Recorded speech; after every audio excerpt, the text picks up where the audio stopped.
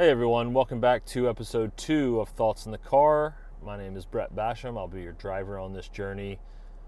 Before we get into the message today, I just want to say that I was blown away by the response we got from episode 1 with the calls, the text messages, different comments on social media and all those accounts that we have.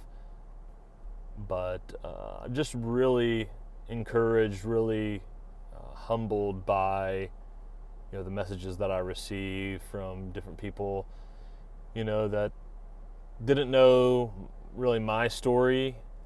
Some people that were dealing with some of the same struggles that I was, and it's just really neat to see, and hopefully we can continue that momentum.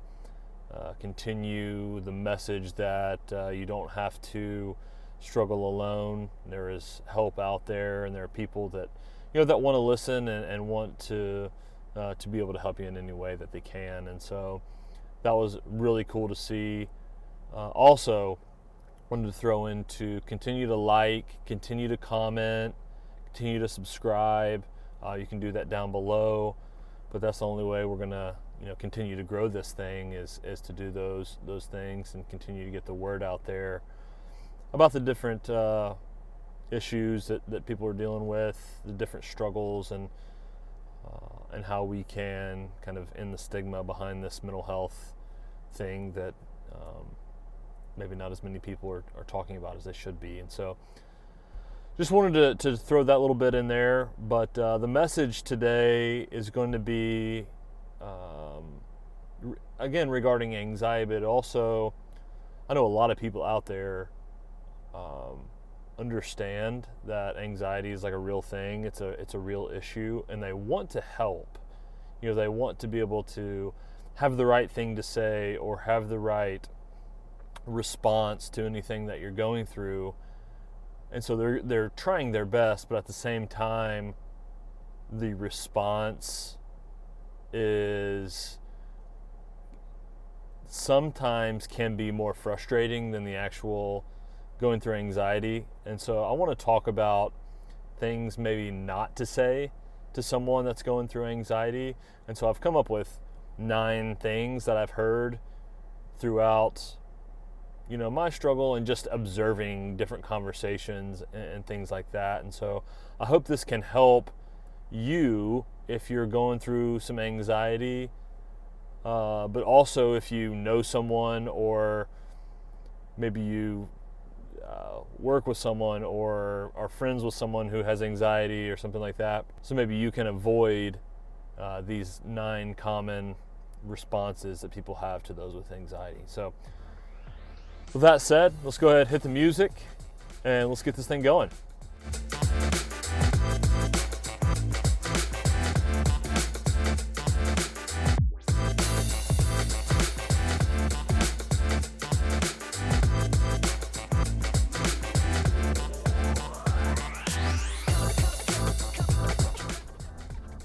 So with anxiety, I think a lot of people are unsure of what to say.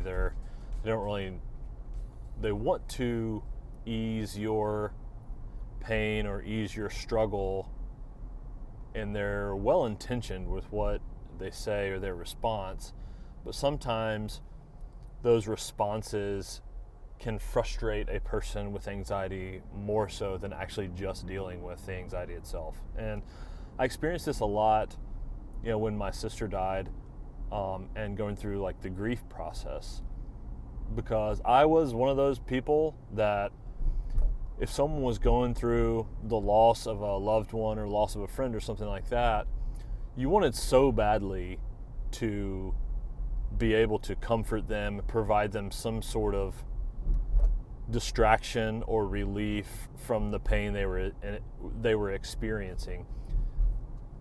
And I find the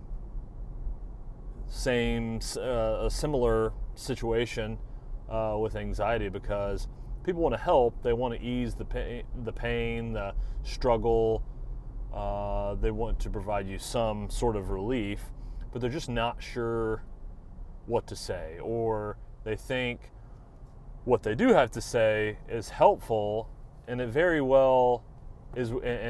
is very well intentioned, but it can frustrate those with anxiety. And so here are the 9 most common things that I've heard or have experienced someone else saying to someone else dealing with anxiety.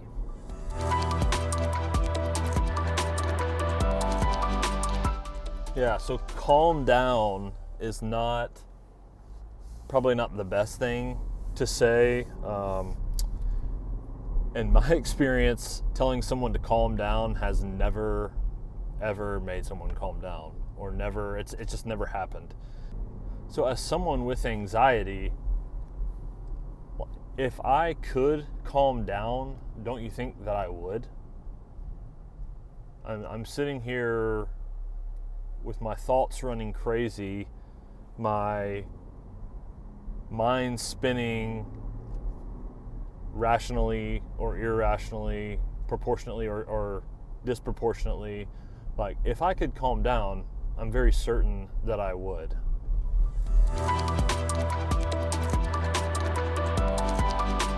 It's not a big deal. Well, it may not be to you, but to someone who's experiencing and going through a bout of anxiety, it's a massive deal. It's an all-consuming thing. My head is spinning. My thoughts are essentially out of control. And it just really consumes all of my headspace. And most people, I think most people with anxiety know that their thoughts are out of proportion or irrational in nature. But by saying it's not a big deal, it minimizes our experience. And we could be going through a house on fire moment, but to say it's not a big deal wouldn't be accurate, and it just minimizes the entire experience.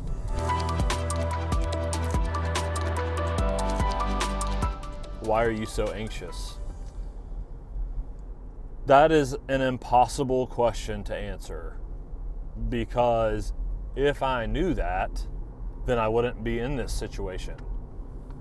And sometimes you can identify the stressor, but oftentimes the stress presents itself out of nowhere. There's no stressor, and you just feel like this overwhelming worry or overwhelming situation in where there is no hope or no positive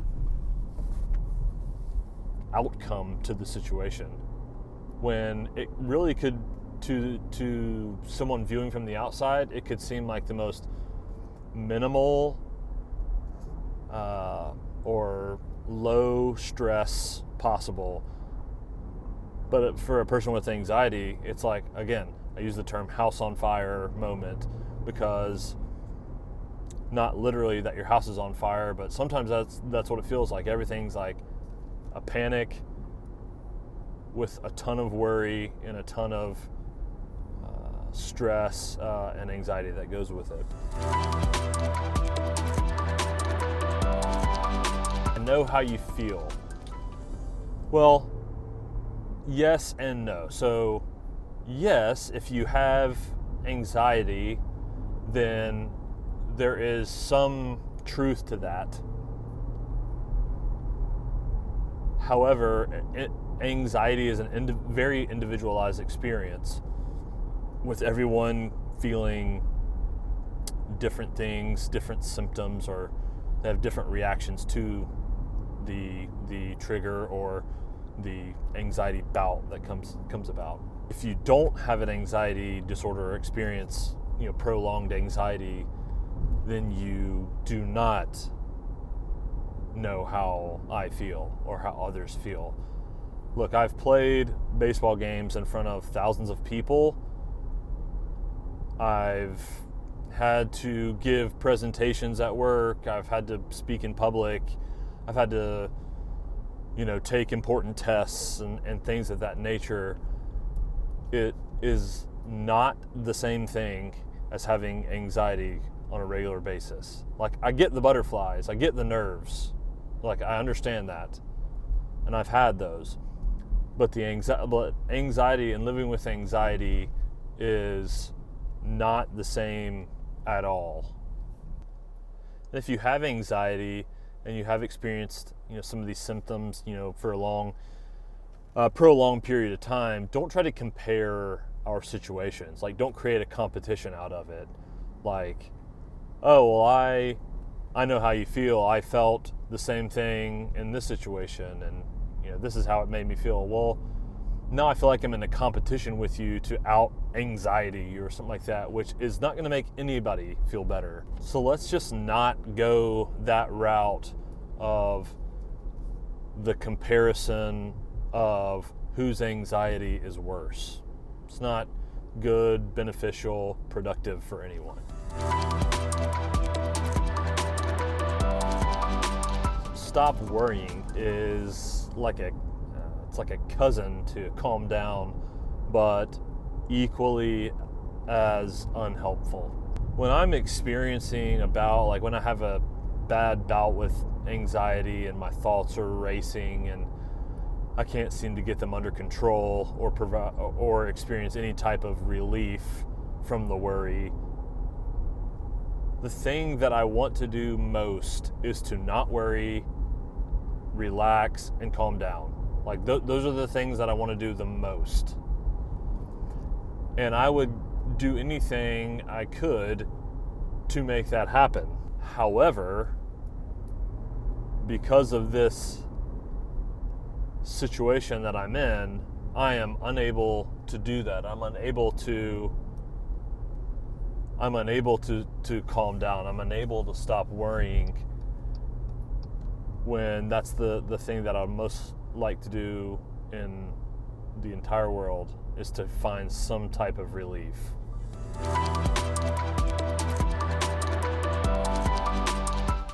Just breathe. So I think breathing exercises can be beneficial, whether it's through like meditation or different breathing routines that are out there. But those need to be practiced in calm moments so that they are, you have those ready at your disposal when these types of situations happen, I guess, to try to bring some relief. However, it's really hard to implement a breathing routine when I'm in full-on worry. I have an elephant sitting on my chest, and it's hard to take a deep breath. My mind is spinning out of control, and I'm having a full-on house on fire moment. That's a really difficult time to implement a breathing routine because I'm already taking like shallow, deep breaths. It's a struggle anyway. So, have you tried this or that? So I've seen a lot of information out there about CBD oils and essential oils and other remedies like that. I guess natural remedies you would call them. And some people it helps them. Others not so much. And I'm not sure whether these people have anxiety or whatever, or how it really impacts anxiety. So I'm not really ready to talk on those because I don't have like any informed information. All I know is they're not a cure. But the things that I've done that have provided some relief outside of medication are exercise. I seem to always be in a much better, happier, much less anxiety-filled state after exercising. So I do exercise several days a week. I go to a gym here in town, no free shout outs. Also utilize some meditation apps that are really good. Also, you can find them on the App Store, things like that. Also, no free shout-outs there. But I found those two, exercise and meditation, were probably, outside of medication, the best things that really had some type of benefit.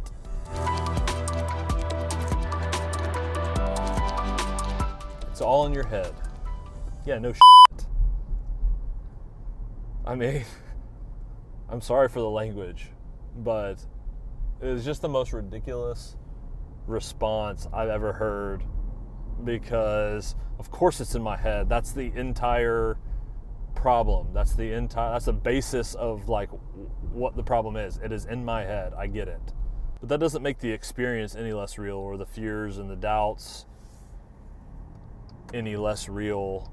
In turn, I think actually saying this phrase minimizes the experience that people with anxiety have, and it kind of dismisses the real struggle, the real experience that people with anxiety are having. And so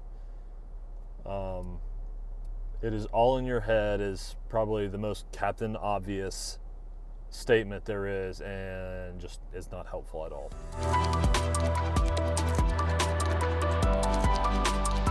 And then the last one is get over it. Okay. Contrary to popular belief, I personally did not sign up for it. I did not choose to have anxiety. I don't want it. I don't want to worry or have irrational thoughts, or have fear-based thoughts, or out of proportion thoughts, or think the sky is falling, or again, house is on fire every single day of my life. It is absolutely exhausting. And I think one of the symptoms people have is like they're physically tired is because their mind is running all day, every day. Like, it's when you leave your computer on, right, and you can hear the files backing up in the background, and if you never turn your computer off, it's just going to absolutely shut down one day. Well, that's the same thing that people with anxiety are dealing with. It's like you can never shut off, and that's why at the end of the day it is just freaking exhausting a lot of the days, because you can never shut it off.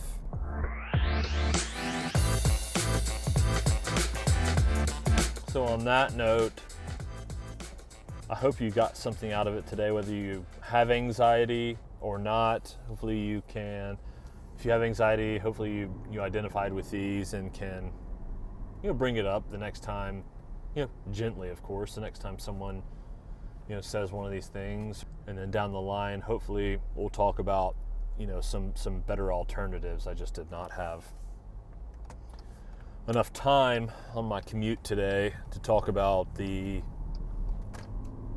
things that you should say in place of these. So we'll get into that in a later episode. But also would love to hear from you. Again, like, comment, subscribe. That would really help us out. Would love to hear your feedback as well. Only thing that's going to make this any better is with some feedback, positive, negative. Believe me, I can take it. I can probably think of some things that I've heard that are a lot worse than anything anyone can say on here. So with that said, we'll shut it down for today, and we'll talk with you guys next time. Don't forget to tell people that you love them today.